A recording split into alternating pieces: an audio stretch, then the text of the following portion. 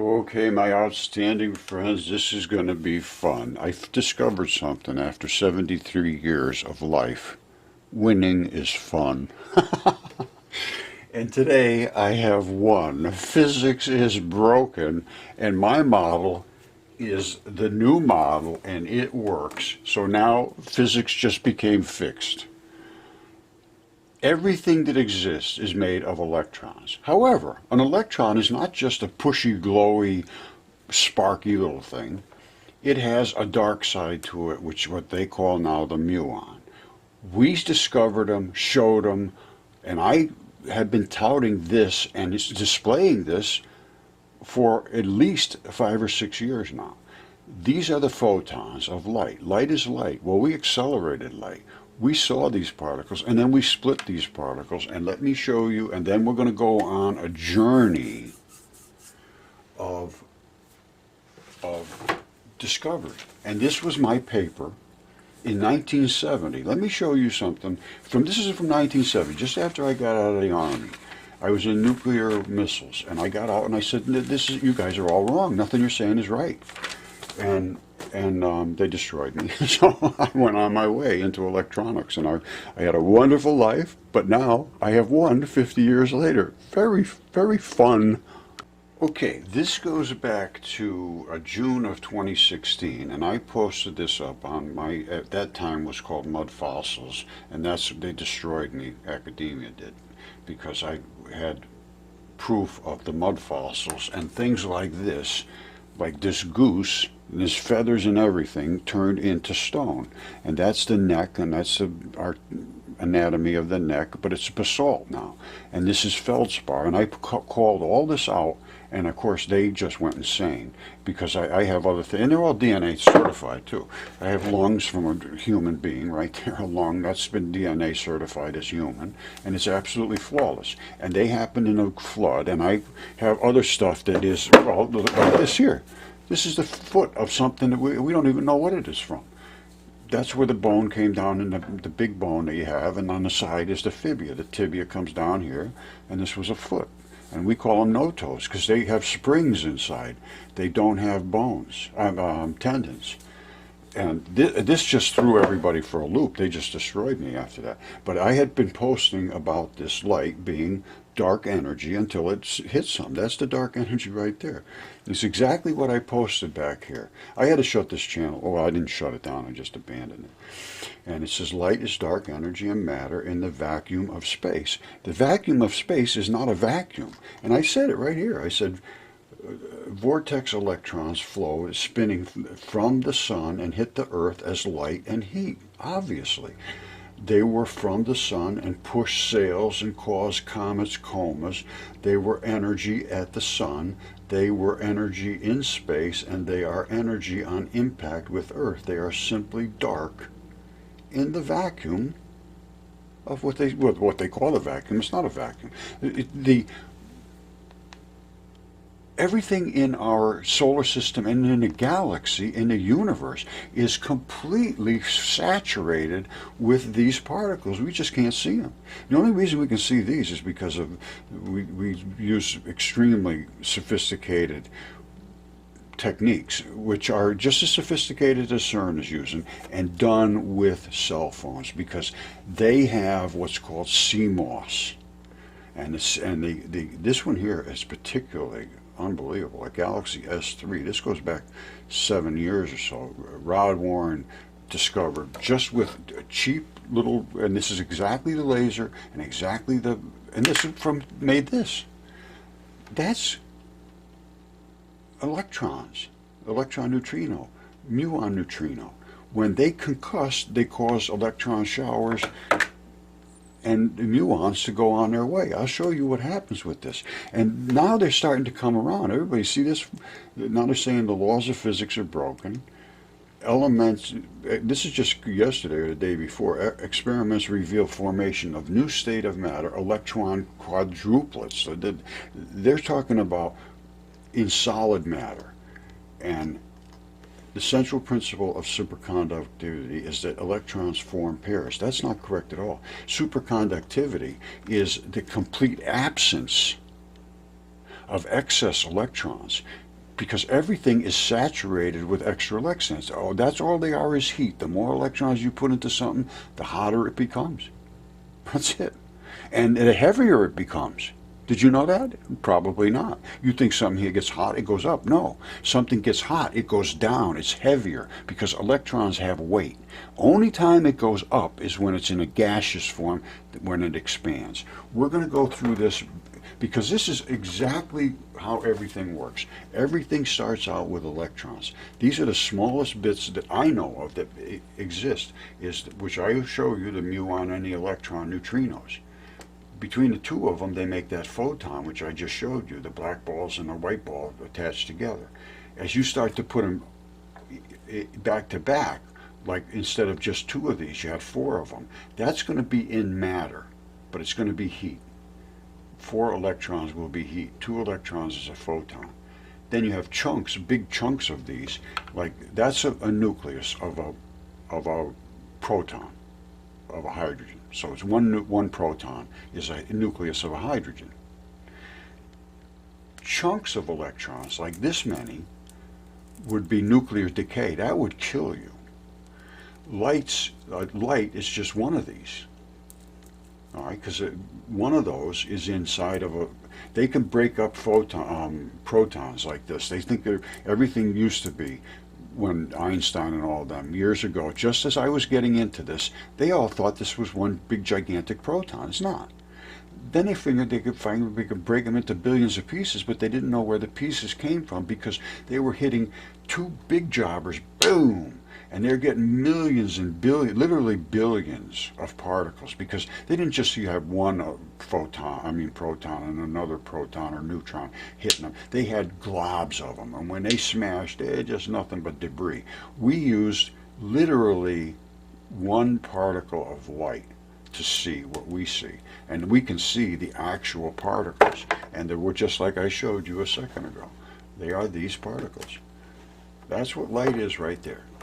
And I'm going to show you this manifests itself into this particle, and then this particle separates itself into its components, the muon and the electron turns into a shower. Okay, so we know the laws of physics are broken, and this is from Fermilab, which I have some interactions with them. Now we also know that they're talking about a new electron quadruplet, which is what I have been showing here, I don't know if they're talking about this one or they're talking about this back to back, because I've been playing around trying to conceptualize either way. I've always seen them this way in the experiments Rod and I did. They've always only been like that. They've never been like this. All right, can they be back to back? And then I said, yes, they can be, but only in solid matter, not in light. Solid matter, you will have electrons back to back like this. That's heat. This is heat. It's not a particle. It's not a molecule. It's not a nucleus. And it's not an electron. An electron is only one of those. And when you apply an electric force to specifically like high conductors like copper, they can move electrons. They're not moving these particles. They're moving literally a half of light. They're moving an electron, the smallest particles that exist. That's my take on it now. And I say these quads are what they just discovered, but in matter, not in light. We have the photons. These are from light. Same principle, only back to back in matter, because matter is just a mass. That's how I'm taking it now. And how heat flows out of that mass, I'm not 100% certain. I thought it flowed out as electrons, and I still believe it does. And once they are in a block form internally in that mass, when they hit the edges, they bleed off as electrons, just like static electricity does, and collects on you if you have a lot of extra water in you. And there is no water in the air, you will collect literally electrons. And then when you go and touch a water pipe, psst, the electrons jump to ground. Because the dark matter is the extremely ground attractive particle. and the Earth has a lot of this dark matter in it. Okay, this is Don Lincoln. He's at Fermi, and at the time he's got me blocked from posting anywhere, so we haven't hit it off too well, but I'm still hoping I can work with Don, because this is too important to have egos fighting each other. I'm showing evidence. Now, here's the latest from his facility here, and they did find cracks in the standard model, which is the ones that I'm showing you.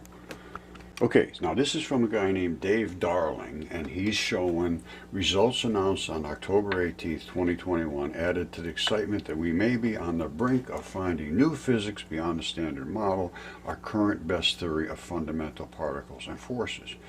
And then he shows us where to go and look for stuff. Now, let's watch what it has to say. And this is about Fermilab. And again, I didn't get along too good with Don Lincoln, and I'm hoping we could rectify that, but I don't know if that'll happen, but I'm willing. Results recently announced on October 18th, 2021 have added to the excitement that we may be on the brink of finding new physics beyond the standard model, our current best theory of fundamental particles and forces in the universe.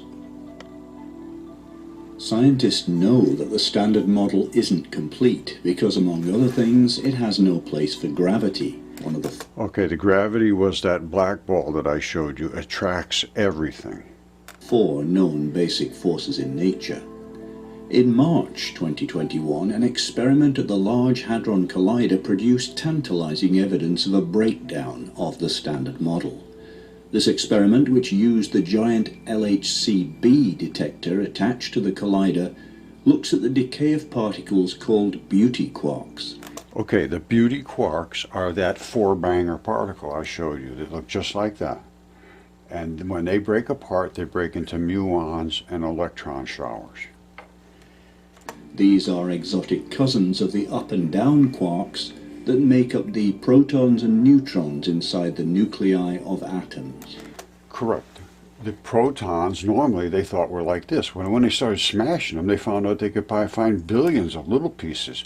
And the little pieces ended up being electrons. And the electrons were not only just a negative little component, they had another side to them, which was the dark side. So they had the electron would explode and create showers, and the dark side would do nothing. As I showed you, let me show you one more time because I don't want to miss anything whatsoever. Okay, the problem is they don't really realize that light is an actual particle. Don Lincoln still thinks light is a wave. Well, it's not. It's that particle right there, that little box of particles. And 2 of them, it's called 2p2h. And they knew about this in 2013. Cornell said they could get extra energy, increased energy, if we could just figure out how to get these 2p2h particles. And we have 2 holes, 2 particles. And what happens is we accelerated light. This was light, just regular standard laser light. Never going to go any faster than that until we put it through a Venturi. It's a very simple but sophisticated little device that forces the particles to crush into their fields, to actually crush, and it forces these little particles to disassociate from each other. The blacks come away from the whites. That's fission right there, and that's fusion right here. This is atomic energy, literally atomic energy, because we're down in the nucleus, and that is exactly what CERN says as well. They say we have a muon and an electron neutrino. All right, so here's your black one is your muon, and there's your electron neutrino. They come in attached together. When they hit as Cherenkov radiation, means to smash into some other medium, the muon goes on its own, and the white one turns into showers. And that is precisely what you see there. That's what we did. You saw the light coming into here was a box of particles. Then when it smashed here, they divided. The black ones divided, so that's fission, and the white ones created the mass of extremely energetic particles, and then they fuse back together over here. Fission, fusion, nuclear power. We can get free energy today. And it's not hard either. I have, here it is. This right here is all we need. That's all you're doing is shooting it through that Venturi.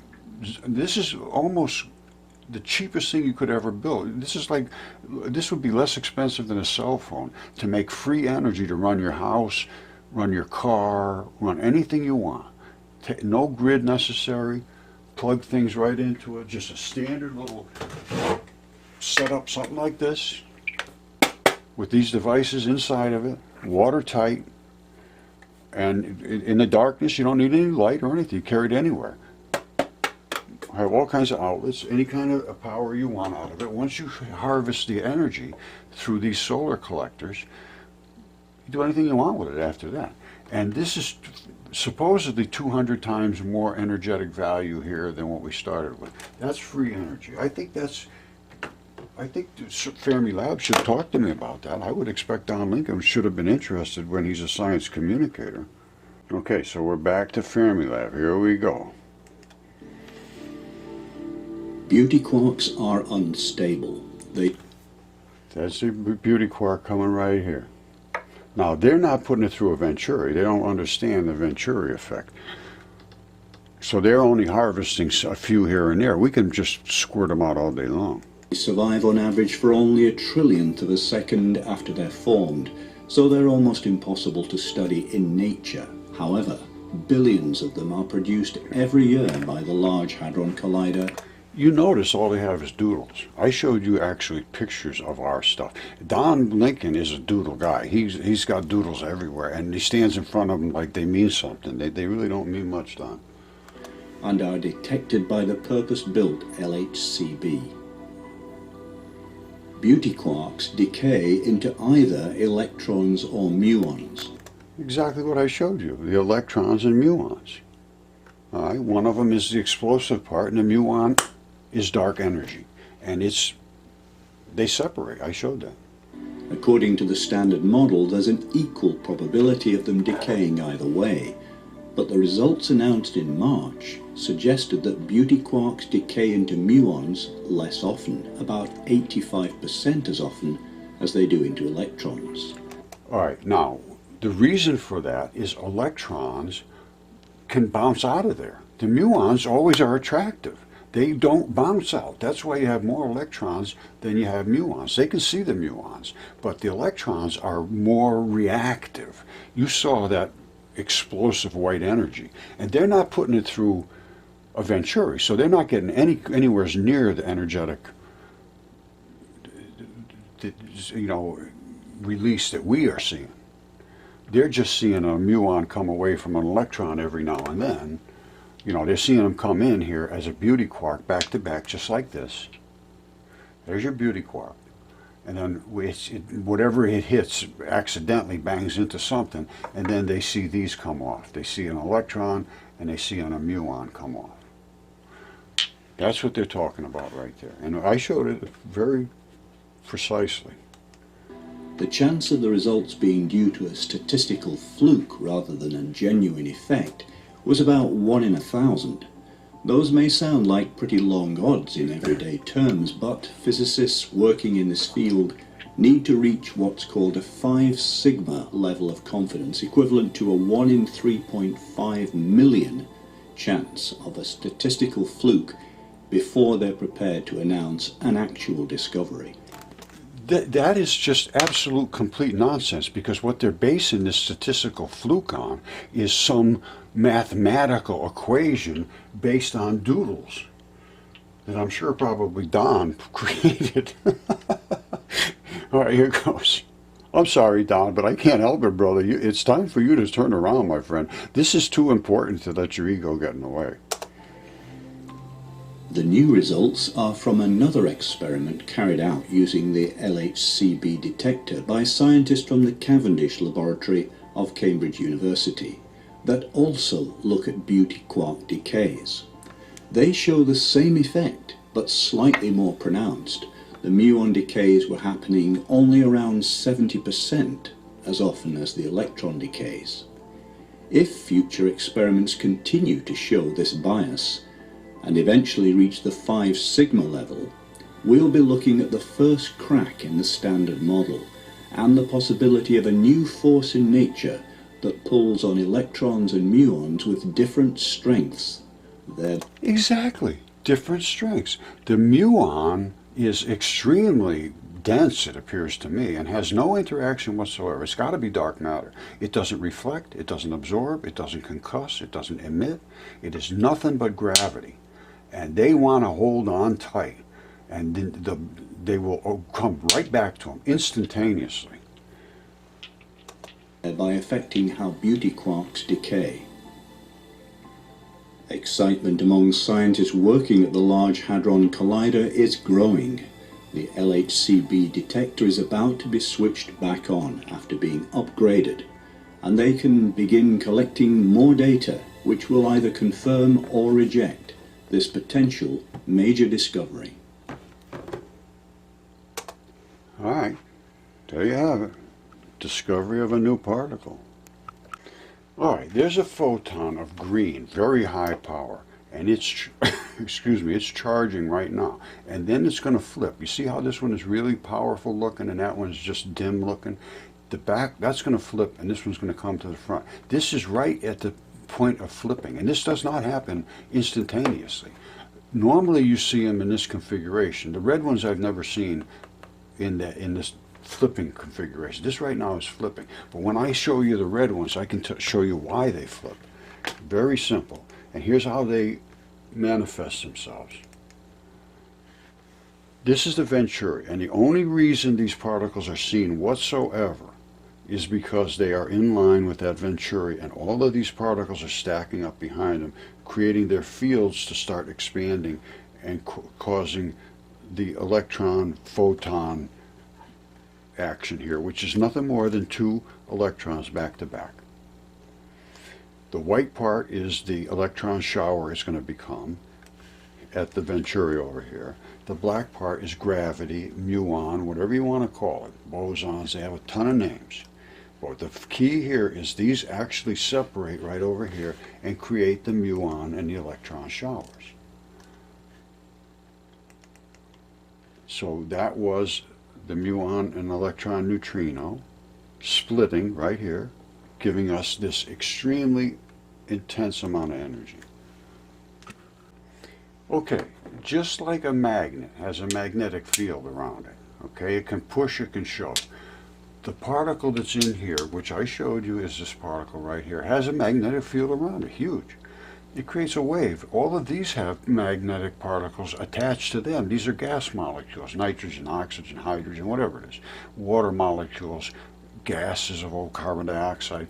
Every single particle there is, 100% of everything, 100% is made out of electrons, which are two particles, one of them of which is what I call the electron, basically, and the other one is the muon, the dark matter.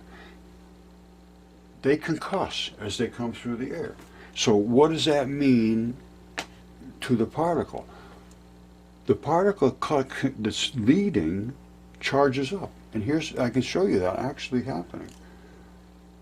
This is the particle charging up. You see it here? See how it's charging? You see that glowing much more intensely than that one? Why is it glowing? Because it's being charged up by the particles it's hitting. These are the particles in the atmosphere right in front of it. I showed you how that wave comes through, and these particles have to interact with that particle. The blacks do nothing.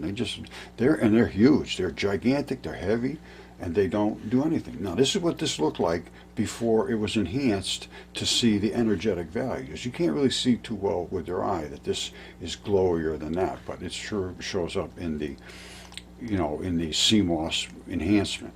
Now, these are the particles that are the gas electrons, and they say, get out of the way, get out of the way, get out of the way. And they say, yeah, you get out of the way. And it's push to shove. That gets glowier and glowier, and then all of a sudden it does the wobble. Then that one comes up in front. Now you have an upspin before you had a downspin. Now you have an upspin, and that starts to charge up. So, it takes, it's an instant. I know that. It's just almost instantaneously. But that's what has to happen. It charges, discharge, charges, discharge, charges. That's called the muon wobble. All of this stuff is pretty well understood once you get down to my range here in electron flood theory. Okay, you know my claims, and Rod Warren is the one that did the experiment showing with his Venturi that we could create these dipole electrons, and I could show my flood theory was correct. Now, his nephew, Dylan Carpenter, sent me this. Look at this. This is just the sky, I believe, in the early evening, and I think this, I'm almost certain this is Venus.